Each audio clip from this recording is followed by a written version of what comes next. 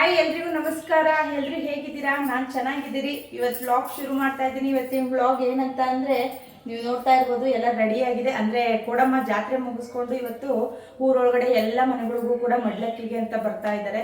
ಅದಕ್ಕೋಸ್ಕರ ಎಲ್ಲ ರೆಡಿ ಮಾಡ್ಕೊಂಡಿದ್ದೀನಿ. ಬೆಳಗ್ಗೆ 6 ಗಂಟೆಗೆ ಎದ್ದು ಕೆಲಸ ಎಲ್ಲ ಮುಗಿಸಿದ್ದೀನಿ. ಅದು ಬೆಳಗ್ಗೆ 6 ಗಂಟೆಯಿಂದ ಈಗ ಟೈಮ್ ಬಂದು 12 ಗಂಟೆ. ಬೆಳಗ್ಗೆ 6 ಗಂಟೆಯಿಂದ ಇಲ್ಲಿವರೆಗೂ ಏನೇನೆಲ್ಲ ಕೆಲಸ ಆಗಿದೆ ಅದನ್ನೊಂದು ಒಂದೆರಡು ಕ್ಲಿಪ್ನ ನೋಡ್ಕೊಂಬಂದ್ಬಿಡಿ, ಆಮೇಲೆ ಮುಂದುವರ್ಸೋಣ. ಮೊದಲನೇದಾಗಿ ನಾನು ನಿಮ್ಮ ಹತ್ರ ಸಾರಿ ಕೇಳ್ತಾ ಇದ್ದೀನಿ. ಯಾಕಂತಂದರೆ ಈ ವ್ಲಾಗ್ನ ನಾನು ಮುಗಿಸಿ ಆಲ್ರೆಡಿ ಒಂದು ವಾರ ಆಗಿದೆ. ಅಂದರೆ ಕಳೆದ ಸೋಮವಾರ, ನೆನ್ನೆಗೆ 8 ದಿನದಲ್ಲಿ ನಮ್ಮ ಮನೆಗೆ ಕೊಡಮ್ಮ ಬಂದಿದ್ದು. ಈ ಬೇರೆ ಬೇರೆ ವ್ಲಾಗ್ ಇದ್ದಿದ್ದರಿಂದ ಅವನ್ನ ಅಪ್ಲೋಡ್ ಮಾಡ್ತಾ ಬಂದೆ. ಯುಗಾದಿ ಹಬ್ಬ ಬಂತು, ಆದ್ದರಿಂದ ಲೇಟಾಗಿ ಅಪ್ಲೋಡ್ ಮಾಡ್ತಾ ಇರೋದಕ್ಕೆ ಕ್ಷಮೆ ಕೇಳ್ತಾ ಇದ್ದೀನಿ. ಇವತ್ತು ಬೆಳಗ್ಗೆ 6 ಗಂಟೆಗೆ ಎದ್ದು ಕೆಲಸ ಶುರು ಮಾಡೋಣ ಅಂತ. ಯಾಕೋ ಸ್ವಲ್ಪ ಹೀಟಾಗಿತ್ತು ಅಂತ ಅನಿಸುತ್ತೆ. ಕಣ್ಣಲ್ಲಿ ಏನೋ ಗುಳ್ಳೆ ಎದ್ದಿತ್ತೇನೋ, ಅದು ಸ್ವಲ್ಪ ಪೇಯ್ನ್ ಕೊಡ್ತಾ ಇತ್ತು, ಅಂದರೆ ಒತ್ತುತ್ತಾ ಇತ್ತು, ಅದು ಕಾಣಿಸ್ತಾ ಇರಲಿಲ್ಲ. ಆದರೂ ಕೂಡ ಬೆಳಗ್ಗೆ 6 ಗಂಟೆಗೆ ಎದ್ದೇಳಲೇಬೇಕಿತ್ತು. ಕೆಲಸ ಎಲ್ಲ ತುಂಬ ಜಾಸ್ತಿ ಇರೋದ್ರಿಂದ ಬಟ್ಟೆ ಕೂಡ ಎಲ್ಲ ಮಿಷಿನ್ಗೆ ಹಾಕಿದ್ದೆ, ಅದನ್ನು ಜಾಲಿಸಿ ಒಣಾಕಬೇಕಿತ್ತು. ಮತ್ತು ಮಡಿಯಿಂದ ತಾಯಿ ಬರೋದಕ್ಕೆ ಎಲ್ಲ ರೆಡಿ ಮಾಡ್ಕೊಬೇಕಿತ್ತು. ಏನಾದರೂ ಒಂದು ಮನೇಲಿ ಡಿಫ್ರೆಂಟ್ ಕೆಲಸ ಇದೆ ಅಂತ ಅಂದಾಗ ನಾವು ಸ್ವಲ್ಪ ಲೇಟಾಗಿ ಎದ್ದೇಳೋದು, ಆ ರೀತಿ ಆದರೆ ಕಷ್ಟ ಆಗುತ್ತೆ. 5 ನಿಮಿಷ ಲೇಟ್ ಆದರೂ, ಅರ್ಧ ಗಂಟೆ ಲೇಟ್ ಆದರೂ ಕೂಡ 1 ಗಂಟೆ 2 ಗಂಟೆ ಕೆಲಸ ಪೆಂಡಿಂಗ್ ಬಿದ್ದುಬಿಡುತ್ತೆ. ಮನೇಲಿ ನೀವು ಅಬ್ಸರ್ವ್ ಮಾಡಿ ನೋಡಿ, ಮೊದಲೆಲ್ಲ ಇದು ಬೆಳಗಿನ ಪೂಜೆ ಇರುತ್ತಲ್ಲ, ಧನುರ್ಮಾಸದ ಟೈಮಲ್ಲಿ ನಾವು ಎದ್ದೇಳೋದೇ ಒಂದು 5:30 ಎದ್ದರೂ ಕೂಡ ಬೇಗನೆ 9 ಗಂಟೆ ವರ್ಷದಲ್ಲಿ ಎಲ್ಲ ಕೆಲಸನೂ ಮುಗ್ದಿರುತ್ತೆ. ಅದೇ ಮಾಮೂಲಿ 6:30 7 ಗಂಟೆಗೆ ಎದ್ದರೆ 12 ಗಂಟೆ ಆದರೂ ಕೆಲಸ ಮುಗ್ದಿರೋದಲ್ಲ. ಬೆಳಗ್ಗೆ ಹೊತ್ತು ಕೆಲಸ ಬೇಗ ಸಾಗುತ್ತೆ ಅಂತ ಹೇಳ್ತಾರೆ.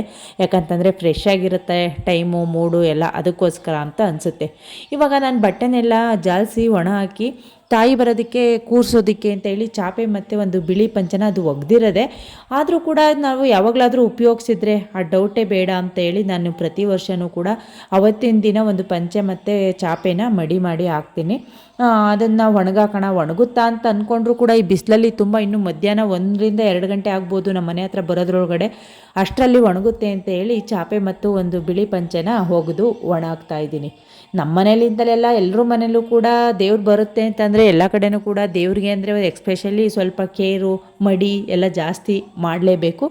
ಅದೇ ರೀತಿ ನಾನು ಕೂಡ ಇವಾಗ ನೋಡಿ, ಇವಾಗ ಚಾಪೆ ಎಲ್ಲ ಒಗ್ದಾಕಿದ್ದಾಯಿತು. ಬಿಳಿ ಪಂಚೆನೂ ಕೂಡ ಮುಂದಿನ ಕೆಲಸ ಬಾಗಿಲು ಸಾರಿಸೋದು. ನನ್ನ ಎಲ್ಲ ಕೆಲಸಗಳಲ್ಲೂ ಕೂಡ ಬಾಗಿಲು ಸಾರಿಸೋದು, ರಂಗೋಲಿ ಬಿಡೋದು ಮತ್ತು ಹೂ ಇಡೋದು ಇದಿದ್ದೇ ಇರುತ್ತೆ. ಯಾಕಂತಂದರೆ ಹೆಣ್ಮಕ್ಳು ಡೈಲಿ ಕೆಲಸನೇ ಅದು. ನಾನು ಶೇರ್ ಮಾಡ್ತಾ ಇರೋದೇ ಡೈಲಿ ರೋಟೀನ್ ಆಗಿರೋದ್ರಿಂದ ಡೈಲಿ ನಾನು ಈ ರೀತಿ ಕೆಲಸಗಳನ್ನ ಅಪ್ಲೋಡ್ ಮಾಡಲೇಬೇಕಾಗುತ್ತೆ.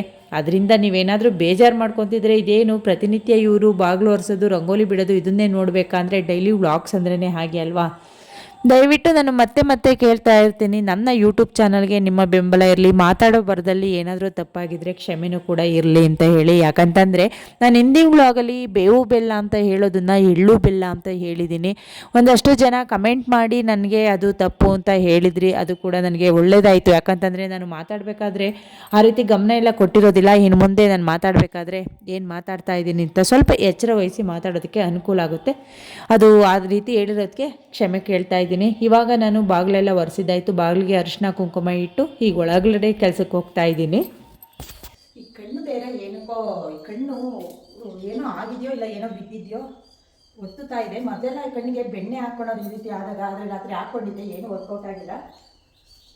ಇವಾಗ ದಿವಾನ್ ಕಾಟ್ನ ಕ್ಲೀನ್ ಮಾಡ್ತಾ ಇದ್ದೀನಿ. ವರ್ಷ ನನಗೆ ನೆನಪಿಲ್ಲ, ನನ್ನ ಮಗ ಹೇಳ್ತಿದ್ದಾನೆ ನೆಲಕ್ಕೆ ಚಾಪೆ ಹಾಕಿ, ಅಂದರೆ ಮಡಿ ಬಟ್ಟೆ ಹಾಕಿ ಕೂರಿಸಿವು, ಈ ಸಲ ದಿವಾನ್ ಕಾಟ್ ಮೇಲೆ ಕೂರ್ಸಮ್ಮ ಅಂತ. ಅವನಿದ್ದಾನೆ, ಅವನು ಹೇಳ್ತಾ ಇದ್ದಾನಲ್ಲ ಅಂತ ದಿವಾನ್ ಕಾಟ್ನ ಹಾಸಿಗೆ ಎಲ್ಲ ತೆಗೆದು ಕ್ಲೀನ್ ಮಾಡಿ ಒಗ್ದಾಕಿದ್ದೀನಲ್ಲ ಚಾಪೆ ಮತ್ತು ಪಂಚೆ, ಅದನ್ನೆಲ್ಲ ಹಾಕಿ ಕೂರ್ಸೋಣ ಅಂತ ಹಾಸಿಗೆ ತೆಗಿತಾ ಇದ್ದೀನಿ. ಇದನ್ನ ಹಿಡಿಯೋದು ಕಷ್ಟ, ನೋಡೋಣ.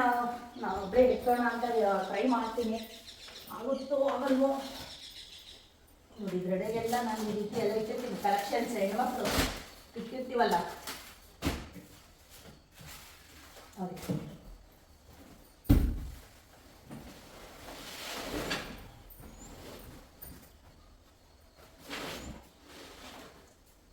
ಫೈನಲಿ ಎತ್ತಾ ಇದ್ದೀನಿ. ಇದನ್ನು ಒಳಗಡೆ ಇಡ್ತೀನಿ. ದಿವಾನ್ ಕಟ್ಟೆಲ್ಲ ಒರೆಸಿ ಕ್ಲೀನ್ ಮಾಡಿ ದೇವ್ರು ಕೂರಿಸೋದಕ್ಕೆ.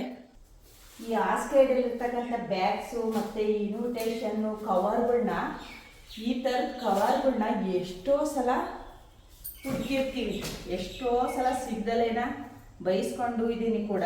ಇದರೊಳಗೆ ಇರ್ತಕ್ಕಂಥ ಇನ್ವಿಟೇಷನ್ ನೋಡಿ ಎಲ್ಲ ಎಲ್ಲಿ ಸೇರ್ಕೊಂಡಿದೆ. ನಮ್ಮ ಮನೆಯವ್ರು ಕೇಳಿದ್ದು ಇನ್ವಿಟೇಷನ್ ಒಂದು ಬೇಕಾದ್ರೆ ಅವಾಗ ಸಿಕ್ಕಿರೋದೇ ಇಲ್ಲ. ನಂದು ಅಂತಲೇ ಎಲ್ಲ ಹೆಣ್ಮಕ್ಳದ್ದು ಇದೇ ಕತೆ ಅಂತ ಅನಿಸುತ್ತೆ. ಈಗ ಇದನ್ನೆಲ್ಲ ಚೆಕ್ ಮಾಡಿ ಆಚೆ ಹಾಕಬೇಕು, ಯಾವ ಬೇಕಿರೋದು ಅಂತ. ಈಗ ಟೈಮ್ ಇಲ್ಲ, ಇದನ್ನ ಹಾಗೆ ಎತ್ತಿಟ್ಬಿಡ್ತೀನಿ. ಆಮೇಲೆ ಫ್ರೀ ಆದಾಗ ನೋಡ್ಕೊತೀನಿ. ಟೈಮ್ ಅಂತೂ ಬರ ಹೋಗ್ತದೆ. ದೇವರು ಏನೋ ಅಂದರೆ ಅದನ್ನು ಉತ್ಸವಕ್ಕೆ ಎತ್ತದೆ 10 ಗಂಟೆ ಆಗುತ್ತೆ. ಅವರು ತಿಂಡಿ ಎಲ್ಲ ಮುಗಿಸ್ಕೊಂಡು ಒಂದು 12 ಗಂಟೆ ಅಷ್ಟರಲ್ಲಿ ಒಂದು ಕಡೆಯಿಂದ ಬರುತ್ತೆ. ಆ ಕಡೆಯಿಂದ ಬಂದಿದ್ದು ರೇಖಾ ಮನೆ ಫಸ್ಟ್ ಹೋಗುತ್ತೆ. ಅಲ್ಲಿಂದ ಮುಗಿಸ್ಕೊಂಡು ಮೇಲ್ಗಡೆ ಹೋಗಿ ಹಿಂಗೆ ಬರಬೇಕಾದ್ರೆ ನಮ್ಮ ಮನೆಗೆ ಬರೋದು ಒಂದು 12 ಗಂಟೆ ಆಗುತ್ತೆ ಅಂತ ಅನ್ಕೊತೀನಿ. ಮೇ ಬಿ ಅಷ್ಟರಲ್ಲಿ ಎಲ್ಲ ಕೆಲಸ ಮುಗಿಸ್ಕೊಬೇಕು. ದಿವಾನ್ ಕಾಟ್ನೆಲ್ಲ ದೇವ್ರು ಕೂರ್ಸೋದಕ್ಕೆ ರೆಡಿ ಮಾಡಿ ತಿಂಡಿಗೆ ಟೈಮ್ ಆಯಿತು ಅಂತ ಹೇಳಿ ಅಡುಗೆ ಮನೆಗೆ ಬಂದು ತಿಂಡಿ ಕೆಲಸ ಶುರು ಮಾಡಿದೆ. ತಿಂಡಿ ಬೆಂಡೆಕಾಯಿ ಪಲ್ಯ, ಚಪಾತಿ. ನೀವೆಲ್ಲ ತುಂಬ ದಿನದಿಂದ ಬೆಂಡೆಕಾಯಿ ಪಲ್ಯನ ನೀವು ಯಾವ ರೀತಿ ಮಾಡ್ತೀರಾ ಮೇಡಮ್ ಅಂತ ಕೇಳ್ತಾ ಇದ್ರಿ. ಅದರಿಂದ ಇವತ್ತು ನಾನು ಬೆಂಡೆಕಾಯಿ ಪಲ್ಯನ ಯಾವ ರೀತಿ ಮಾಡ್ತಾಯಿದ್ದಂಥ ರೆಸಿಪಿ ಕೂಡ ಶೇರ್ ಮಾಡ್ತಾಯಿದ್ದೀನಿ ನೋಡಿ. ಇವಾಗ ಇನ್ನೂ ಟೈಮ್ ಇದೆ, ಇನ್ನೂ ನೆಲ ಒಡಿಸ್ತಿಲ್ಲ, ಆಚೆ ರಂಗೋಲಿ ಎಲ್ಲ ಬಿಡಬೇಕು, ತುಂಬ ಕೆಲಸ ಬಾಕಿ ಇದೆ. ಆದಷ್ಟು ಫಾಸ್ಟಾಗಿ ಬೆಂಡೆಕಾಯಿ ಪಲ್ಯ ಯಾವ ರೀತಿ ಮಾಡಿದೆ ಅನ್ನೋದನ್ನು ನಿಮ್ಮ ಜೊತೆ ಶೇರ್ ಮಾಡ್ತಾಯಿದ್ದೀನಿ ನೋಡಿ. ನೀವೆಲ್ಲ ತುಂಬ ದಿನದಿಂದ ಬೆಂಡೆಕಾಯಿ ಪಲ್ಯ ನೀವು ಯಾವ ರೀತಿ ಮಾಡ್ತೀರಾ ಅಂತ ಕೇಳ್ತಾ ಇದ್ರಿ. ಸಿಂಪಲ್ಲಾಗಿ ಅಂದರೆ ಬೇಗ ಫಾಸ್ಟಾಗಿ ನಿಮ್ಮ ಜೊತೆ ಇವತ್ತು ಬೆಂಡೆಕಾಯಿ ಪಲ್ಯ ಯಾವ ರೀತಿ ಮಾಡೋದು ಅಂತ ಶೇರ್ ಮಾಡ್ಕೊತೀನಿ. ಈಗ ನಾನು ಎಣ್ಣೆ, ಸಾಸಿವೆ, ಕಡಲೆಬೇಳೆ, ಕರಿಬೇವಿನ ಸೊಪ್ಪು ಹಾಕಿ ಒಗ್ಗರಣೆ ಮಾಡಿದ್ದೀನಿ. ಈಗ ಸ್ವಲ್ಪ ಮಾಗಿದ ಮೇಲೆ ಈಗ ತೋರಿಸ್ತೀನಿ. ಅದು ಸ್ಟ್ಯಾಂಡ್ಗೆ ಇಟ್ಟಿದ್ದೀನಲ್ಲ, ಅದರಿಂದ ಸ್ವಲ್ಪ ನಿಮ್ಗೆ ಅಷ್ಟು ಕ್ಲಿಯರಾಗಿ ಕಾಣಿಸುತ್ತೋ ಕಾಣಿಸಲ್ವೋ ನೋಡಿ. ಈ ಕಡೆ ಒಲೆಯಲ್ಲಿ ನಾನು ಜಾಮೂನ್ ಮಾಡೋಣ ಅಂತ ಪಾಕಕ್ಕೂ ಕೂಡ ಇಟ್ಟಿದ್ದೀನಿ. ಇವಾಗ ಕಡಲೆಬೇಳೆ ಎಲ್ಲ ಸ್ವಲ್ಪ ಫ್ರೈ ಆಗಿದೆ. ಇವಾಗ ನೋಡಿ ಹಸಿರು ಮೆಣಸಿನ್ಕಾಯಿ ಮತ್ತು ಈರುಳ್ಳಿನ ಹಾಕ್ತಾಯಿದ್ದೀನಿ. ಒಬ್ಬೊಬ್ಬರು ಒಂದೊಂದು ರೀತಿಲಿ ಮಾಡ್ತಾರೆ. ಬೆಂಡೆಕಾಯಿನ ಸಪ್ರೇಟಾಗಿ ನೋಡಿ ಫ್ರೈ ಮಾಡಿಕೊಂಡು ಒಗ್ಗರಣೆ ಮಾಡಿ ಮಸಾಲೆ ರುಬ್ಬಾಕ್ತಾರೆ. ನನಗೆ ಸ್ವಲ್ಪ ಮಸಾಲೆ ರುಬ್ಬಾಕಿದ ಪಲ್ಯ ಇಷ್ಟ ಆಗೋದಿಲ್ಲ. ಸ್ವಲ್ಪ ಹೊತ್ತು ಈರುಳ್ಳಿ ಎಲ್ಲ ಬ್ರೌನ್ ಕಲರ್ ಬರೋವರೆಗೂ ಫ್ರೈ ಆಗಲಿ, ಮುಂದೆ ಏನು ಮಾಡಬೇಕು ಅಂತ ಹೇಳ್ತೀನಿ. ಈಗ ಈರುಳ್ಳಿ ಎಲ್ಲ ಮಾಡಿದೆ. ಇವಾಗ ಹಚ್ಚಿಟ್ಕೊಂಡಿರ್ತಕ್ಕಂಥ ಬೆಂಡೆಕಾಯಿನ ಹಾಕ್ತಾಯಿದ್ದೀನಿ.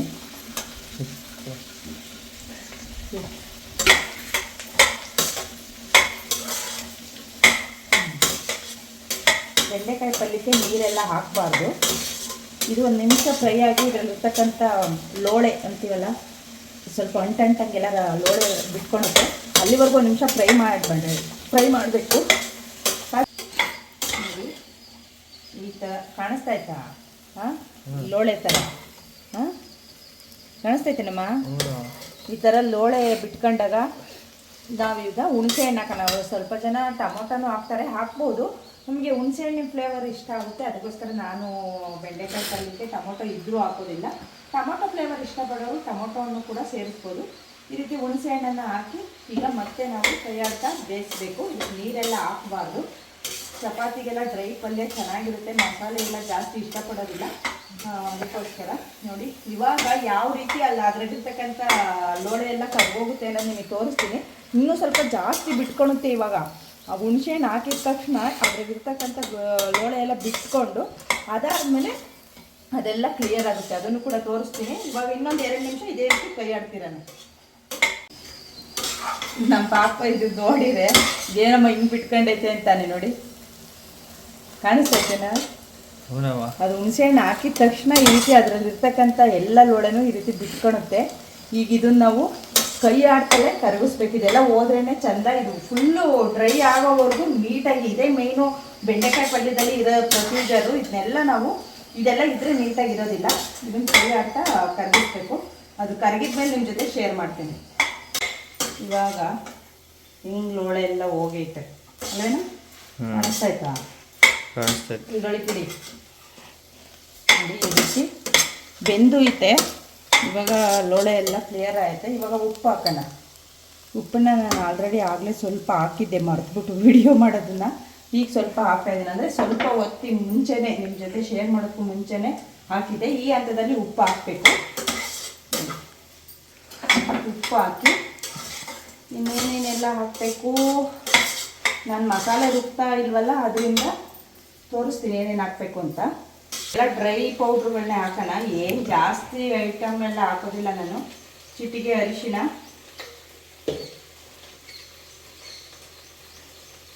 ಒಂದು 1/4 ಸ್ಪೂನಷ್ಟು ತುಪ್ಪದ ಪುಡಿ, ಅಂದರೆ ಮೆಂತ್ಯದ ಪುಡಿ. ನೀವು ಮೆಂತ್ಯದ ಪುಡಿ ಅಂದರೆ ಏನು ಅಂತ ಕೇಳ್ತಾರೆ ಅಂದರೆ, ಮೆಂತ್ಯನ ಹುರಿದು ಪುಡಿ ಮಾಡೋದು, ಒಬ್ಬೊಬ್ರು ಅರಿಶಿನ ಮಿಕ್ಸ್ ಮಾಡ್ಕೊತಾರೆ, ಒಬ್ಬೊಬ್ರು ಹಾಗೆ ಇಟ್ಕೊತಾರೆ. ಇದು ಬಂದು ಧನಿಯಾ ಪೌಡರ್, ಮಾಮೂಲಿ ಸಾಂಬಾರ್ಗೆ ಉಪಯೋಗಿಸ್ತೀವಲ್ಲ ಆ ಧನಿಯಾ ಪೌಡರು. ಹಾಗೆ ಒಂದು ಅರ್ಧ ಸ್ಪೂನಷ್ಟು ಜೀರಿಗೆ ಪುಡಿ, ಅರ್ಧ ಸ್ಪೂನ್ ಜೀರಿಗೆ ಪುಡಿ. ಇಷ್ಟನ್ನು ಹಾಕಿ ಇವಾಗ ಮಿಕ್ಸ್ ಮಾಡೋಣ. ಎಲ್ಲ ಹಾಕಿ ಚೆನ್ನಾಗಿ ಮಿಕ್ಸ್ ಮಾಡಿದ ಮೇಲೆ ಕೊತ್ತಂಬರಿ ಸೊಪ್ಪು, ಕಾಯಿ ತುರಿ ಸ್ವಲ್ಪ ಇಷ್ಟಪಡೋರು ಜಾಸ್ತಿ ಹಾಕ್ಕೊಬೋದು, ಇಲ್ಲ ನಮಗೆ ಕಾಯಿ ತುರಿ ಇಷ್ಟ ಆಗೋದಿಲ್ಲ ಅನ್ನೋದು ಸ್ವಲ್ಪ ಹಾಕ್ಕೊಬೋದು. ನಮ್ಮನೆಗೂ ಸ್ವಲ್ಪ ಕಾಯಿ ತುರಿ ಇಷ್ಟ, ಅದರಿಂದ ಸ್ವಲ್ಪ ಜಾಸ್ತಿ ಹಾಕಿದ್ದೀನಿ. ನೋಡಿ, ಇಷ್ಟೇ ಬೆಂಡೆಕಾಯಿ ಪಲ್ಯ. ಇದು ಚಪಾತಿ ಜೊತೆ, ರೊಟ್ಟಿ ಜೊತೆ ತುಂಬ ಚೆನ್ನಾಗಿರುತ್ತೆ. ಮಸಾಲೆ ಎಲ್ಲ ಜಾಸ್ತಿ ಇರೋರು ತುಂಬ ಇಷ್ಟಪಡ್ತಾರೆ. ಮತ್ತು ಬೆಂಡೆಕಾಯಿ ಪಲ್ಯ. ಈಗ ಆಚೆ ಕೆಲಸಕ್ಕೆ ಹೋಗ್ತಾ ಇದ್ದೀನಿ. ತಿಂಡಿ ಆಯಿತು, ಚಪಾತಿ ಹಿಟ್ಟು ಕಲಸಿಟ್ಟಿದ್ದೀನಿ, ಪಲ್ಯ ರೆಡಿಯಾಗಿದೆ. ಇನ್ನು ಆಚೆ ಕೆಲಸ ಸ್ನಾನ ಎಲ್ಲ ಮುಗಿಸಿನೋ ಇಲ್ಲ ಏನಾಗುತ್ತೆ ನೋಡೋಣ ತಿಂಡಿ ಮಾಡೋದಕ್ಕೆ. ಬನ್ನಿ, ನೋಡಿದ್ರಲ್ಲ ನಾನು ಎದ್ದಾಗ ಎಷ್ಟು ಗಂಟೆ ಗೊತ್ತಾ? 6 ಗಂಟೆ. ಅವಾಗಿಂದ ಮಾಡಿರು 9:30 ಆದರೂ ಮುಗ್ದಿಲ್ಲ. ಈಗಿನ್ನು ಇದನ್ನು ಸಾರಿಸಿ ಆಚೆಗಿನ್ನೂ ನೀರು ಹಾಕಿ ರಂಗಲೆ ಬಿಡಬೇಕು. ನೀವು ಸ್ನಾನ ಮಾಡಿ ಪೂಜೆ ಮಾಡು ಅಂದರೆ ಇನ್ನು ಹೂವು ಎತ್ತಿಲ್ಲ, ಹೂವು ಎತ್ಕೊಂಡ್ಬರ್ಬೇಕು. ಇನ್ನೇನು ಬಡಿತೈತೆ ಈಗ. ಇದೇ ಗಂಟೆಗೆ ನಂಗೆ 10 ಗಂಟೆಗೆ ಹೋಗುತ್ತೆ. ಅವ್ರ ಮಾತಕ್ಕೆ ಹೋಗೋಕೆ ಟೈಮ್ ಸಾಕಾಗಲ್ಲ, ಸರಿನಾ? ಸಾಕು. ಸ್ನಾನ ಮಾಡಿ ಪೂಜೆ ಮಾಡಕ್ಕ. ನೀನು ಪೈಪ್ ಎಷ್ಟು ದೂರ ಐತೆ ಅಷ್ಟು ದೂರ ನೀಟಾಗಿ ಎಳ್ಕೊಂಡಿದ್ಯಾ? ನೀಟಾಗಿ ಬಿಡು, ಜಾಸ್ತಿ ಬಿಡು, ರಂಗೋಲಿ ಬಿಟ್ಟರು ಕಾಣಂಗೆ. ಹಾಂ, ಫುಲ್ ತಿರುಗಿಸ್ಕೊಂಡಿದ್ಯಾ ನೀರ? ತಿರುಗಿಸ್ಕ ಫುಲ್ಲು. ಎಲ್ಲ ಹಂಗೆ ಹೇಳ್ತೀಯ, ಫುಲ್ ಇಲ್ಲಿಗೆಲ್ಲ ಬಿಡು.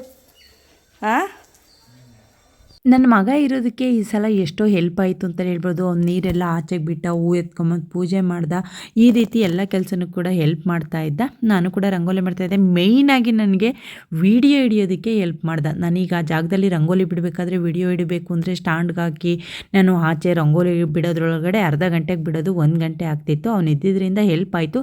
ನೋಡಿ, ದೇವರು ಬರ್ತಕ್ಕಂಥ ರೋಡಿಗೆಲ್ಲ ನೀರು ಹಾಕಿ ಅಲ್ಲಿ ಪೂರ್ತಿ ಆ ಕಡೆಯಿಂದಲೂ ರಂಗೋಲಿನ ಬರ್ತಾಯಿದ್ದೆ. ಮನೆ ಹತ್ರ ಬಂದಾಗ ಈ ರೀತಿ ರಂಗೋಲಿ ಬಿಟ್ಟೆ.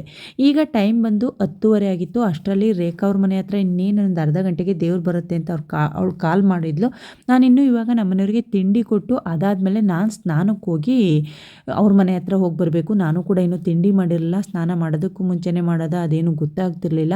ಈ ರೀತಿ ಕೆಲಸಗಳಲ್ಲಿ ತಿಂಡಿ ಕಡೆ ನನಗಂತೂ ಜ್ಞಾನನೇ ಇರೋದಿಲ್ಲ. ಯಾಕಂತಂದರೆ ಕೆಲಸ ಆ ರೀತಿ ಪೆಂಡಿಂಗ್ ಇರುತ್ತೆ. ಇವತ್ತು ಸಗಣಿಯಿಂದ ಸಾರ್ಸೋಕೆ ಹೋಗಲಿಲ್ಲ. ಯಾಕಂತಂದರೆ ಮಳೆ ಬೇರೆ ಬಂದಿತ್ತು ಸ್ವಲ್ಪ, ಮತ್ತು ಅರ್ಜೆಂಟ್ ಇತ್ತು. ಮತ್ತು ಎಲ್ಲದಕ್ಕೂ ಕೂಡ ಬೇರೆಯವ್ರ ಮನೆ ಹತ್ರದಿಂದ ಸಗಣಿ ತೊಗೊಂಬಂದು ಸಗಣಿ ಸಾರಿಸೋದು ಅಷ್ಟು ಚೆನ್ನಾಗಿ ಕಾಣಲ್ಲ. ಏನಾದರೂ ಇಂಪಾರ್ಟೆಂಟ್ ಹಬ್ಬ ಇದ್ದಾಗ ಮಾತ್ರ ತೊಗೊಂಬರ್ತೀನಿ. ಯಾಕೆ ಅವರು ಸಗಣಿ ಗೊಬ್ಬರಕ್ಕೂ ಆಗುತ್ತೆ. ಪಾಪ ಅವರು ಅಷ್ಟು ಕಷ್ಟಪಟ್ಟು ಸಾಕ್ತಾ ಇರ್ತಾರೆ. ನಾವು ಹೋಗಿ ಬೇಕು ಅಂದಾಗೆಲ್ಲ ಸಗಣಿ ತರ್ತಾಯಿದ್ರೆ ಅವ್ರಿಗೂ ಕೂಡ ಬೇಜಾರು, ನಮಗೂ ಕೂಡ ಮುಜುಗರ ಆಗುತ್ತೆ. ಆ ಕಾರಣಕ್ಕೆ ನಾನು ವಾರ ಏನು ಸಗಣಿಯಿಂದ ಸಾರಿಸೋದಿಲ್ಲ. ನನಗೆ ಬೇಜಾರಾಗುತ್ತೆ, ಸಾರ್ಸೋಕ್ಕೆ ಬೇಜಾರು ಮಾಡಿಕೊಂಡು ಅಂತ ಅಲ್ಲ, ಸಗಣಿ ಇಲ್ಲ ಅದರಿಂದ ನಾನು ವಾರ ಸಾರಿಸಲ್ಲ. ಈ ರೀತಿ ತಿಂಗಳಿಗೆ ಒಂದು ಸಲ ಹಬ್ಬಗಳು ಬಂದಾಗ ಮಾತ್ರ ಬೇರೆಯವ್ರ ಮನೆ ಹತ್ರದಿಂದ ಸಗಣಿ ತೊಗೊಂಬಂದು ಸಾರಿಸ್ತೀನಿ. ನೋಡಿ, ಇವಾಗ ರಂಗೋಲಿ ಎಲ್ಲ ಬಿಟ್ಟಿದ್ದಾಯಿತು. ಅಷ್ಟರಲ್ಲಿ ನಮ್ಮನೆಯವ್ರು ಕೂಡ ತೋಟದ ಹತ್ರದಿಂದ ಬಂದರು. ನಮ್ಮನೆಯವ್ರಿಗೆ ಮತ್ತು ನನ್ನ ಮಗುಗೆ ಇಬ್ಬರಿಗೂ ಕೂಡ ತಿಂಡಿ ಕೊಟ್ಬಿಟ್ಟು ನಾನು ಸ್ನಾನಕ್ಕೆ ಹೋಗಿ ಬರೋಣ ಅಂತ ಹೇಳಿ ಬೇಗ ಕೆಲಸಕ್ಕೆ ಬಂದೆ.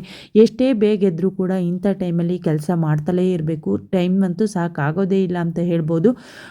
ನಾನೇ ಕೆಲಸ ಮಾಡ್ತೀನಿ, ಬೇರೆಯವ್ರು ಯಾರೂ ಮಾಡೋದಿಲ್ಲ ಅಂತ ಎಲ್ಲೂ ಹೇಳಿಲ್ಲ. ಇನ್ಸ್ಟಾಗ್ರಾಮಲ್ಲಿ ಒಬ್ಬರು ಕಮೆಂಟ್ ಮಾಡಿದರು, ಅಯ್ಯೋ ಅವ್ರೇನು ಕೆಲಸ ಮಾಡ್ತಾರೆ, ನಾವು ಮಾಡ್ತೀವಿ ಹಾಗೆ ಹೀಗೆ ಅಂತ. ಖಂಡಿತವಾಗ್ಲೂ ಎಲ್ಲರೂ ಕೂಡ ಕೆಲಸ ಮಾಡ್ತಾರೆ. ಆದರೆ ನಾನು ಮಾಡೋ ಕೆಲಸನ ತೋರಿಸ್ತಾ ಇದ್ದೀನಿ ಅಷ್ಟೇ. ಕೆಲಸ ಮಾಡ್ದಲೇ ಇರ್ತಕ್ಕಂಥವ್ರಿಗೆ, ಅಭ್ಯಾಸ ಇಲ್ದಲೇ ಇರೋರಿಗೆ ನಾನು ಮಾಡ್ತಕ್ಕಂಥ ಕೆಲಸ ಜಾಸ್ತಿ ಅಂತ ಅನ್ನಿಸ್ಬೋದು. ಇವಾಗ ಫೈನಲಾಗಿ ನಂದು ಕೂಡ ಸ್ನಾನ ಕೂಡ ಮುಗ್ದಿತ್ತು. ಅಷ್ಟರಲ್ಲಿ ರೇಖಾ ಅವ್ರ ಮನೆ ಹತ್ರ ದೇವ್ರು ಬಂತು ಅಂತ ಕಾಲ್ ಮಾಡಿದ್ಲು. ನೋಡಿ, ದೇವ್ರ ಹಿಂದೆನೇ ನಾನು ಕೂಡ ಫಾಸ್ಟಾಗಿ ಬೇಗ ಬಂದೆ, ತಾಯಿ ಬರೋದ್ರೊಳಗಡೆ ಹೋಗೋಣ ಅಂತ ಹೇಳಿ. ನೋಡಿ, ಈ ರೀತಿಯಾಗಿ ರೇಖಾ ಅವ್ರ ಮನೆ ಹತ್ರ ದೇವ್ರು ಬಂದು ಕೂತ್ಕೊಂಡ್ಲು. ಇವಾಗ ರೇಖಾ ಪೂಜೆ ಶುರು ಮಾಡಿದ್ದಾಳೆ. ಇದೇ ರೀತಿ ಎಲ್ಲರೂ ಮನೆ ಹತ್ರನೂ ಕೂಡ ಬರುತ್ತೆ, ನೀವು ನೋಡ್ತಾ ಇರ್ಬೋದು. ಎಲ್ಲರೂ ಮನೆ ಹತ್ರ ಇದೇ ರೀತಿ ಗದ್ದಿಗೆ ರೆಡಿ ಮಾಡಿ ತಾಯಿ ಕೂರಿಸಿ ಪೂಜೆ ಮಾಡಿ ಫಲಹಾರ ಕೊಟ್ಟು ಮಡ್ಲಕ್ಕಿ ಹಾಕಿ ವರ್ಷಕ್ಕೊಂದ್ಸಲ ಇದು ನಡೀತಲೇ ಇರುತ್ತೆ. ತಾಯಿ ಬಂದು ಹೋದರೆ ಏನೋ ಒಂಥರ ಪಾಸಿಟಿವ್ ಎನರ್ಜಿ. ಜಾತ್ರೆ ಆದ ತಕ್ಷಣವೇ ಅವಳು ಎಲ್ಲರೂ ಮನೆಗೂ ಕೂಡ ಬರ್ತಾಳೆ. ಈಗ ರೇಖಾವ್ರ ಮನೆ ಹತ್ರ ಪೂಜೆ ಆದಮೇಲೆ ನಮ್ಮ ಮನೆ ಹತ್ರ ಅಂದರೆ ಇನ್ನೂ ಬರೋದಕ್ಕೆ ಟೈಮ್ ಇದೆ. ಅಂದರೆ ಒಂದು ಕಡೆಯಿಂದ ಅವರು ಲೈನಲ್ಲಿ ಹೋಗ್ತಾರೆ. ಯಾಕಂತಂದರೆ ಅವ್ರಿಗೆ ಮಿಸ್ ಕೂಡ ಆಗುತ್ತೆ, ಹಾಗೆ ಪ್ರತಿ ವರ್ಷವೂ ಒಂದು ಆರ್ಡ್ರಲ್ಲಿ ಹೋದಾಗ ಅವರಿಗೆ ಯಾವ್ಯಾವ ಮನೆಗೆ ಹೋಗುತ್ತೆ ಅನ್ನೋದು ಗೊತ್ತಾಗಿರುತ್ತೆ. ಅದರಿಂದ ಇವಾಗ ತಾಯಿ ರೇಖಾ ಮನೆಯಿಂದ ಹೊರಡ್ತಾ ಇದ್ದಾಳೆ. ಕರ್ಪೂರ ಹಚ್ಚಿ ಕಳಿಸ್ಕೊಡ್ತಾ ಇದ್ದೀವಿ.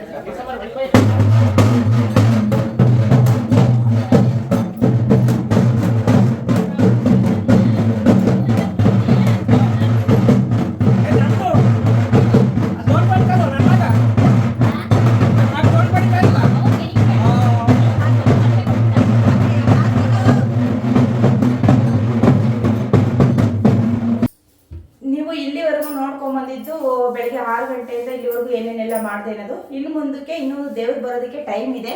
ನೀವು ನೋಡಿದ್ರಿ, ನಾನು ರೇಖಾ ಮನೆ ಹತ್ರನೂ ಹೋಗಿ ಬಂದೆ. ಈಗ ರೇಖಾ ಮನೆ ಹತ್ರ ಬೇಗನೆ ಬರುತ್ತೆ, ಯಾಕಂತಂದ್ರೆ ಆ ಕಡೆಯಿಂದ ಅವ್ರ ಮನೆ ಹತ್ರ ಇರೋದ್ರಿಂದ ಬೇಗ ಅವ್ರಿಗೆ ಒಂದು 11 ಗಂಟೆ ಅಷ್ಟರಲ್ಲ ಅವ್ರ ಮನೆಗೆ ಹೋಗುತ್ತೆ. ಅದರಿಂದ ನಾನು ಕೂಡ ಅಲ್ಲಿಗೆ ಹೋಗಿ ಪೂಜೆ ಎಲ್ಲ ಮುಗಿಸ್ಕೊಂಡು ಇವಾಗ ಬಂದಿದ್ದೀನಿ. ನಾನು ಇನ್ನೂ ಫಲಹಾರ ರೆಡಿ ಮಾಡಿಲ್ಲ. ಫಲಹಾರ ಬಾಳೆಹಣ್ಣಿನ ರಸಾಯನ ಅದಕ್ಕೂ ಎಲ್ಲ ರೆಡಿ ಮಾಡ್ಕೊಂಡಿದ್ದೀನಿ. ಹಾಗೆ ಪೂಜೆಗೆಲ್ಲ ರೆಡಿ ಆಗಿದೆ.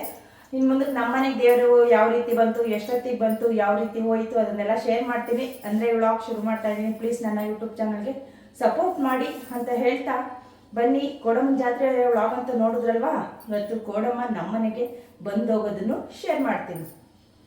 ಫಲಹಾರನ ಏನು ಬೇಕಾದರೂ ಮಾಡ್ಬೋದು. ಅಂದರೆ ನಮ್ಮ ಮಂದಿಯವರಿಗೆ ಬರೀ ಪಂಚಫಲಾರ, ಬಾಳೆಹಣ್ಣಿನ ರಸಾಯನ ಈ ಥರದ್ದು ಮಾತ್ರ.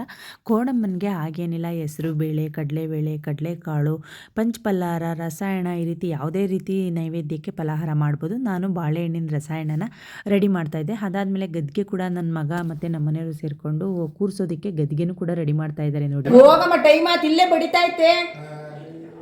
ಹಿಂಗಿಂಗ್ ಹಿಡ್ದು ಅದ್ರ ಮ್ಯಾಗ ಫಸ್ಟ್ ರೆಡ್ ಕಲರ್ದು ಹಾಕ್ರಿ.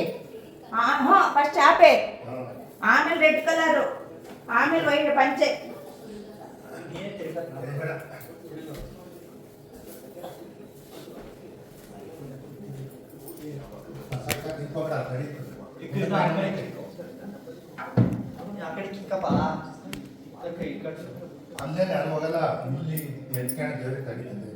ದೇವ್ರ ಎತ್ಬೇಕಾದ್ರೆ ತಲೆ ತಡಿಬಾರ್ದು. ಫಸ್ಟ್ ಚಾಪೆ ಹಾಕಮ್ಮ ಯೋಗಿ, ಅದು ಬೆಡ್ಶೀಟ್ ತೆಗ್ದು.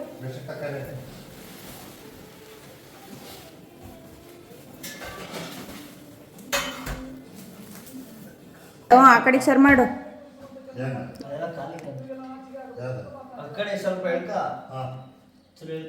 ಸ್ವಲ್ಪ ಹೇಳ್ಕೊಳ್ರಿ ಕಡೆಗೆ, ಆ ಬಟ್ಟಿ ಕಾಣಂಗೆ. ಹಾಂ, ಖಾಲಿ ಕಾಣಿಸ್ಬಾರ್ದು.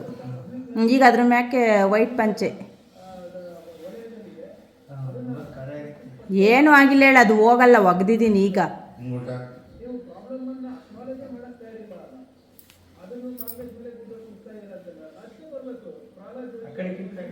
ಹಾಂ, ಸಾತಾ. ಈಗ ಅದ್ರ ಮೇಲೆ ಇದನ್ನೆಲ್ಲ ಇಡೋದ, ದೀಪ ಎಲ್ಲವ ರೆಡ್ ಅಂದವಂತ ಒಂದು ರೆಡ್ ಹಾಕು.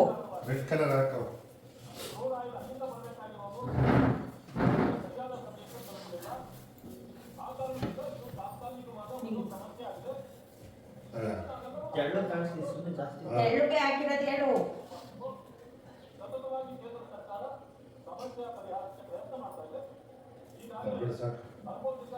ಇದು ಪೂರ್ತಿ ಮಾಡದ ಮಾಡು.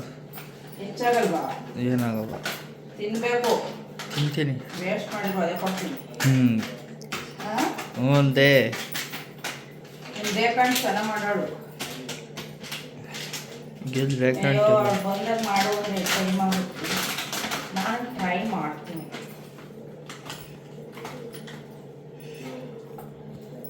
ಸ್ವಲ್ಪ ಹಾಲು ಹಾಕ್ಕೊಂಡು ಕಲಸಿದ್ರೆ ಚೆನ್ನಾಗಿರುತ್ತೆ.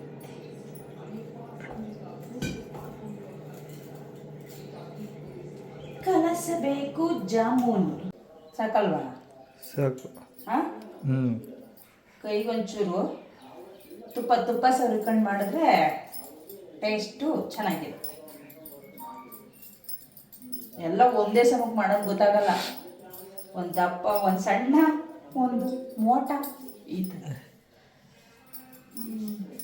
ಸರಿ, ಹಿಂಗೆಲ್ಲದಕ್ಕೂ ಹಿಂಗೆ ತುಪ್ಪ ಕೈಗೆ ಎಲ್ಲದಕ್ಕೂ ಏನು ಸರ್ಕೊಳೋದು ಬೇಡ. ಹಿಂಗೆ ಎಲ್ಲ ಒಂದು ಸ್ವಲ್ಪ ತುಪ್ಪ ಸರ್ಕೊಂಬಿಟ್ಟು ಕೈಗೆ ಈ ರೀತಿ ಎಲ್ಲನೂ ಉಂಡೆ ಮಾಡಿ ಇಟ್ಕೊಳ್ಳೋಣ. ಅಷ್ಟೊತ್ತಿಗೆ ಎಣ್ಣೆ ಕಾಯುತ್ತೆ, ಬಾಣಲಿಗೆ ಹಾಕು. ತುಂಬ ಅಷ್ಟ ಎಣ್ಣೆ ಜಾಸ್ತಿ ಕಾದೈತಂಗೆ ನೋಡಿ ಹಾಕು. ಹಾಕು. ಏಯ್, ನಿಧಾನಕ್ಕೆ ಹಾಕು. ಕಲ್ತ್ಕ ಈಗ್ಲಿಂದಲೇ. ಅವ್ವ, ಏನಾಯ್ತು? ಕಾಲಿಗೆಲ್ಲ ಸಿಡಿಯೋ ತಕನ ಹಾಕ್ತಾರೇನು ಯೋಗಿ? ಅಯ್ಯೋ ನೋಡಿ, ಬೇಗನೆ ಎಣ್ಣೆ ಜಾಸ್ತಿ ಕಾಯ್ತೋ ಏನೋ. ಹಾಗೆ ನೋಡು, ಆ ಗಟ್ಟಿಗಾದ್ರೆ ಪಾಕದಲ್ಲಿ ನೆನ್ಕಂತವೆ ಹೇಳು. ಅವು ಫುಲ್ ಬ್ರೌನ್ ಕಲರ್ ಬರಬೇಕು. ಜಾಮೂನ್ ಕಪ್ಪಗೆ ತಾನೇ ಇರೋದು. ಬೇಸು, ನನ್ನ ಮಗ ಜಾಮೂನ್ ಮಾಡಿಕೊಡ್ತಾವನೆ ನನಗೆ ಅಂತೀನಿ. ಹಾಂ, ಬೇಸೋದು ಇನ್ನೊಂದು ಸ್ವಲ್ಪ ಐತಿ, ನಾನು ರೌಂಡ್ ಮಾಡಿಕೊಡ್ತೀನಿ. ಸಲ ನಮ್ಮನೆ ಹತ್ರ ಬರೋದ್ರೊಳಗಡೆ 1 ಗಂಟೆ ಆಗೋದು. ಈ ಸಲ 2:30 ಆಯಿತು. ಸ್ವಲ್ಪ ಲೇಟಾಗಿ ಹೋಯಿತು. ಯಾಕಂತಂದರೆ ಅವರು ಶುರು ಮಾಡಿದ್ದೇ ಲೇಟ್ ಆಯಿತು, 10:30 ಆಯಿತು. ನಾವು ಅಂದ್ಕೊಂಡ್ವಿ ಈ ಸಲ ಯಾಕೋ ಲೇಟಾಗಿ ಎತ್ತಿದ್ರು ಅಂತ ಹೇಳಿ.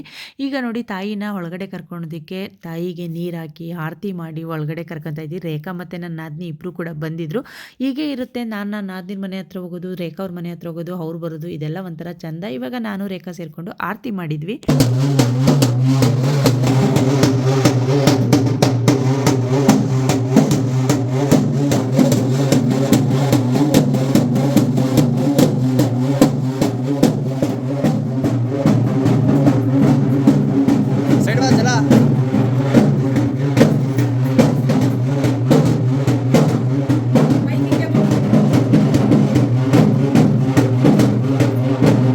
ಎಷ್ಟೇ ಎಲ್ಲ ಹೊಂದಿಸ್ಕೊಂಡಿದ್ರೂ ಕೂಡ ಈ ಟೈಮಲ್ಲಿ ಗಲಿಬಿಲಿ ಆದೇ ಆಗುತ್ತೆ. ಒಂದೊಂದು ಸಲ ನಾನು ಪಲ್ಲಾರನ ನೈವೇದ್ಯಕ್ಕೆ ಇಟ್ಟಿರೋದೇ ಇಲ್ಲ, ಆಮೇಲೆ ನೆನೆಸ್ಕೊಂಡು ಹೋಗ್ತಾ ಬರ್ತೀನಿ, ನಮ್ಮ ಮನೆಯವ್ರ ಹತ್ರ ಬೈಸ್ಕೊಂಡು ಈ ರೀತಿ ಆಗುತ್ತೆ. ನಾನು ಎಲ್ಲ ಅರೇಂಜ್ ಮಾಡ್ಕೊಂಡಿದ್ರು, ತಾಯಿನ ಕರ್ಕೊಂಬರ್ತಿದ್ದಂಗೆ ಒಂಥರ ಭಯ, ನರ್ವಸ್ಸು ಇದೆಲ್ಲ ಶುರುವಾಗುತ್ತೆ ನನಗೆ. ನಾನೊಂದು ಹಾಡು ಹೇಳೋಣ ತಾಯಿಗೆ ಅಂತೇಳಿ ಬೆಳಗ್ಗಿಂದಲೇ ಪ್ರಾಕ್ಟೀಸ್ ಮಾಡಿದ್ದೆ. ನಿಜವಾಗ್ಲೂ ಆ ಹಾಡನ್ನು ನಾನು ಇನ್ಸ್ಟಾಗ್ರಾಮಲ್ಲಿ ಒಂದೇ ಒಂದು ತುಣುಕನ್ನು ಹಾಡಿರೋದಕ್ಕೆ ಮೇಡಮ್ ಚೆನ್ನಾಗಿಲ್ಲ ಹಾಕಬೇಡಿ ಅಂತೆಲ್ಲ ಕಮೆಂಟ್ ಮಾಡಿದ್ದಾರೆ. ಆದರೂ ಇಷ್ಟಪಟ್ಟು ಹಾಡಿದ್ದೀನಿ. ತಾಯಿಗೆ ಹೇಗೆ ಇರಲಿ, ಹಾಡಿನ ಝಲಕ್ಕನ್ನು ಕೂಡ ಶೇರ್ ಮಾಡ್ತೀನಿ. ಪ್ಲೀಸ್ ಅದು ಕೇಳೋಕ್ಕಾಗ್ತಿಲ್ಲ ಅಂತ ಅಂದರೆ ಕೆಟ್ಟದಾಗಿಲ್ಲ ಅಂದರೆ ಬೈಯೋ ಥರ ಎಲ್ಲ ಕಮೆಂಟ್ ಮಾಡಬೇಡಿ. ಮುಂದೆ ಒಂದು ಸ್ವಲ್ಪ ಚೇಂಜ್ ಮಾಡ್ಕೊತೀನಿ. ಅದು ನನಗೆ ಹಾಡು ಆಡೋದಕ್ಕೆ ಬರುತ್ತೆ. ಒಬ್ಬೊಬ್ಬಳೇ ಇದ್ದಾಗ ತಕ್ಕ ಮಟ್ಟಿಗೆ ಆಡ್ತಾ ಇರ್ತೀನಿ. ಈ ರೀತಿ ಎಲ್ಲರ ಮುಂದೆ ಆಡಬೇಕು ಅಂತ ಅಂದಾಗ ನನ್ನ ವಾಯ್ಸಲ್ಲಿ ಒಡಕ್ಕೆ ಶುರುವಾಗಿ ಅದು ಧ್ವನಿನೇ ಒಂಥರ ಆಗೋಗುತ್ತೆ. ಅದಂತೂ ನನಗೆ ಸ್ಟೇಜ್ ಫಿಯರ್ ಅನ್ನೋದು. ಎಷ್ಟು ವಿಡಿಯೋಗಳನ್ನ ಮಾಡಿದ್ದೀನಿ, ಎಷ್ಟೆಲ್ಲ ಮಾತಾಡ್ತೀನಿ, ಎಲ್ಲ ಹಂಗೆ ಅಂದ್ಕೊತಾರೆ ನೀವೇನು ವಿಡಿಯೋ ಮಾಡ್ತೀರಾ, ಧೈರ್ಯ ಇರುತ್ತೆ ಆಡಿ ಡ್ಯಾನ್ಸ್ ಮಾಡಿ ಅಂತ. ನಿಜವಾಗ್ಲೂ ನಾನು ಈ ಮನೆ ಒಳಗಡೆ ಮಾತಾಡೋದು ಬಿಟ್ಟರೆ ಜನಗಳು ಸೇರಿಕೊಂಡಾಗ ಮಾತಾಡೋದು ಅಂದರೆ ಸ್ವಲ್ಪ ನರ್ವಸ್ನೆಸ್ಸು. ಅದು ಈಗಿಂದ ಅಲ್ಲ, ನಾನು ಸ್ಕೂಲ್ ಡೇಸಿಂದಲೂ ಕೂಡ ತುಂಬ ಡ್ಯಾನ್ಸು, ತುಂಬ ಆಟಗಳಲ್ಲಿ ಎಲ್ಲ ಭಾಗವಹಿಸಿದ್ದೀನಿ. ಯಾಕೋ ಅದೊಂದು ಭಯ ಅಂತಕ್ಕಂಥದ್ದು ಹೋಗೇ ಇಲ್ಲ. ಆ ರೀತಿ ಹಾಡು ಆಡಿದ್ದೀನಿ. ಅದು ಹೇಗಿದೆ ಅಂತ ಕಮೆಂಟ್ ಮಾಡಿ. ಬನ್ನಿ, ಇವಾಗ ಪೂಜೆ ಅಂತೂ ಆಯಿತು. ಎಲ್ಲರೂ ಕೂಡ ಪೂಜೆ ಅಂದರೆ ನಾನು ಈಗ ಪೂಜೆ ಮಾಡಿದೆ, ಅದಾದಮೇಲೆ ನಮ್ಮ ಮನೆಯವರು ಮಾಡ್ತಾರೆ. ಮತ್ತು ರೇಖಾ ಮತ್ತು ನನ್ನ ನಾದಿನಿ ಎಲ್ಲರೂ ಕೂಡ ಪೂಜೆಗೆ ರೆಡಿ ಮಾಡ್ಕೊಡೋದಕ್ಕೆಲ್ಲ ತುಂಬ ಹೆಲ್ಪ್ ಮಾಡಿದ್ರು. ನೈವೇದ್ಯಕ್ಕೆ ಅಂತೇಳಿ ಫಲಹಾರನ ನಾನು ತಂದಿಟ್ಟಿರಲಿಲ್ಲ, ಆಮೇಲೆ ನೆನಪು ಮಾಡಿಕೊಂಡು ಅದನ್ನು ಕೂಡ ತಂದಿಟ್ಟಿದ್ದೀನಿ. ಫಸ್ಟ್ ಆಫ್ ಆಲ್ ಈ ಸಲ ಮೊದಲಿಗೆ ನಾನು ನೈವೇದ್ಯನೂ ಕೂಡ ನೆನಪು ಮಾಡ್ಕೊಂಡಿದ್ದೀನಿ. ಸಾಕಷ್ಟು ಸಲ ಮರೆತು ಆ ಥರ ನೈವೇದ್ಯನ ಲೇಟಾಗಿ ಮಾಡ್ತಾಯಿದ್ದೆ, ಅದರಿಂದ ಹಾಗೆ ಹೇಳಿದೆ. ಈ ಟೈಮಲ್ಲಿ ಅಂದರೆ ಮಂಗಳಾರತಿ ಮಾಡಬೇಕಾದ್ರೇ ಹಾಡು ಹೇಳು ಅಂತ ಅವರೇ ಶುರು ಮಾಡಿದ್ರು. ನಮ್ಮನೆಯವ್ರು ಬೆಳಗ್ಗಿಂದ ಪ್ರಾಕ್ಟೀಸ್ ಮಾಡ್ತಿದ್ನಲ್ಲ, ಇನ್ನು ಹಾಗೆ ಹೆದರಿಕೊಂಡು ಹೇಳ್ದಳೆ ಇದ್ದಾಳು ಅಂತ ಮಂಗಳಾರತಿ ಶುರು ಮಾಡಿದಾಗಲೇ ಹೇಳಿದ್ರು. ಆದರೂ ನಾನು ಬೇಡ, ನನಗೆ ಮರ್ತೋಗುತ್ತೆ ಅಂತ ಅಂದೆ. ಏನೂ ಆಗಲ್ಲ ತಾಯಿ ಅಲ್ವಾ, ಅಡ್ಜಸ್ಟ್ ಮಾಡ್ಕೊತಾಳೆ, ಬಂದಷ್ಟು ಹೇಳು ಅಂತಂದರು. ಆ ಝಲಕ್ ನಿಮಗೂ ಕೂಡ ಕೇಳಿಸ್ತೀನಿ. ಒಂದೇ ಒಂದು ಕ್ಲಿಪ್ ಇದೆ, ಕೇಳಿಸ್ಕೊಂಬಿಡಿ. ಒಂದೇ ಸೈಡ್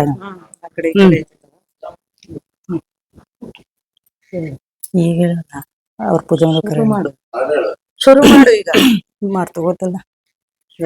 ಬಾರಮ್ಮ ಬಡವರ ಮನೆಗೆ ದಯ ಮಾಡಮ್ಮ, ಬಾರಮ್ಮ ಬಡವರ ಮನೆಗೆ ದಯ ಮಾಡಮ್ಮ.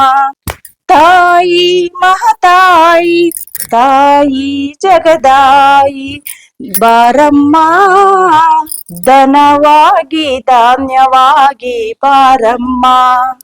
ತಾಯಿ ಜಗದಾಯಿ ಬಾರಮ್ಮ ಬಡವರ ಮನೆಗೆ ದಯ ಮಾಡಮ್ಮ. ಸರ್ವ ಇಷ್ಟ ಸುಪ್ರದಾಯಿನಿ ನಮ್ಮ ಮನೆಯಲ್ಲಿ ಬಂದು ನಿಲ್ಸಮ್ಮ. ಶಾರದೆ ಜೊತೆಯಲ್ಲಿ ಆಡಿನಲಿ ಅಮ್ಮ. ತಾಯಿ ಮಹತಾಯಿ ನೀ ನಗುವಾಗಿ ನಗವಾಗಿ ಬಾರಮ್ಮ, ಬಾರಮ್ಮ ಬಡವರ ಮನೆಗೆ ದಯ ಮಾಡಮ್ಮ. ಬಾರಮ್ಮ ಕೋಡಮ್ಮ ನೀ ಬಡವರ ಮನೆಗೆ ದಯ ಮಾಡಮ್ಮ. ನಮ್ಮನೆಯವರು ಪೂಜೆ ಆದಮೇಲೆ ನನ್ನ ಮಗನೂ ಕೂಡ ತಾಯಿಗೆ ಪೂಜೆ ಮಾಡು ಅಂತ ಅಂದ್ವಿ. ಅವನು ಕೂಡ ಜಾಸ್ತಿ ದೇವ್ರನ್ನ ಅಂದರೆ ಕೋಡಮ್ಮನ್ನ ನಂಬ್ತಾನೆ, ಭಕ್ತಿ ಜಾಸ್ತಿ. ಬಂದಾಗೆಲ್ಲ ಅವನು ದೇವಸ್ಥಾನಕ್ಕೆ ಹೋಗಿ ಬರ್ತೀನಿ ಕಣಮ್ಮ, ದೇವಸ್ಥಾನಕ್ಕೆ ಹೋಗಿ ಬರೋಣ ಅಂತಲೇ ಇರ್ತಾನೆ. ಫೈನಲಾಗಿ ಅವ್ನಿಗೊಂದು ಸ್ವಲ್ಪ ದೇವ್ರ ಕಾರ್ಯಗಳು ಅಂತ ಅಂದರೆ ಇಷ್ಟ. ಚಿಕ್ಕ ಮಗುನಲ್ಲಿ ಬಡಿಯೋದು ಅಂತ ಅಂದರೆ ಎಲ್ಲಾದರೂ ಬಡಿಯೋದು ಶುರುವಾಯಿತು ಅಂತಂದ್ರೇ ಅವ್ನ ಕಿವಿ ನಾನು ಏನು ಹೇಳ್ಕೊಟ್ರು ಕೂಡ ಒಳಗಡೆ ಹೋಗ್ತಿರ್ಲಿಲ್ಲ. ಅಮ್ಮ ದೇವ್ರು ನೋಡೋಕೆ ಹೋಗ್ತೀನಿ, ಅಮ್ಮ ದೇವ್ರು ನೋಡೋಕೆ ಹೋಗ್ತೀನಿ ಅಂತಲೇ ಇರೋನು. ಈಗಲೂ ಅಷ್ಟೇ, ಅವನು ಊರಲ್ಲಿ ಏನಾದರೂ ದೇವರು ಜಾತ್ರೆಗೆ ಫಂಕ್ಷನ್ಗೆ ಬಂದರೆ ಅವ್ನು ಜಾಸ್ತಿ ಹೊತ್ತು ವಾಹನಗಳಲ್ಲಂತೂ ಬೆಳಕರೆವರೆಗೂ ನಿದ್ದೆ ಮಾಡೋದಿಲ್ಲ. ಬಡಿಯೋದು, ಕೀಲು ಕುದುರೆ ಈ ರೀತಿಯೆಲ್ಲ ತುಂಬ ಇಂಟ್ರೆಸ್ಟು ಅವನಿಗೆ. ಈ ಸಲ ಅವ್ನು ಬಂದಾಗ ಪ್ರತಿ ಸಲನೂ ಕೂಡ ಸಿಗೋದಿಲ್ಲ. ಹೆಂಗೋ ಈ ಸಲ ರಜಾ ಇತ್ತು ಅಂತ ಬಂದಿದ್ದಕ್ಕೆ ತಾಯಿ ಮನೆಗೆ ಬಂದಾಗ ಅವನು ಕೂಡ ಇದ್ದ. ಇವಾಗ ಫೈನಲ್ ಆಗಿ ತಾಯಿನ ಕಳಿಸ್ಕೊಡ್ತಾ ಇದ್ದೀವಿ. ನೋಡಿ ಯಾವ ರೀತಿ ಹೋಗ್ತಾ ಇದ್ದಾರೆ, ಕರ್ಪೂರ ಈಡ್ಗಾಯಿ ಹೊಡೆದು.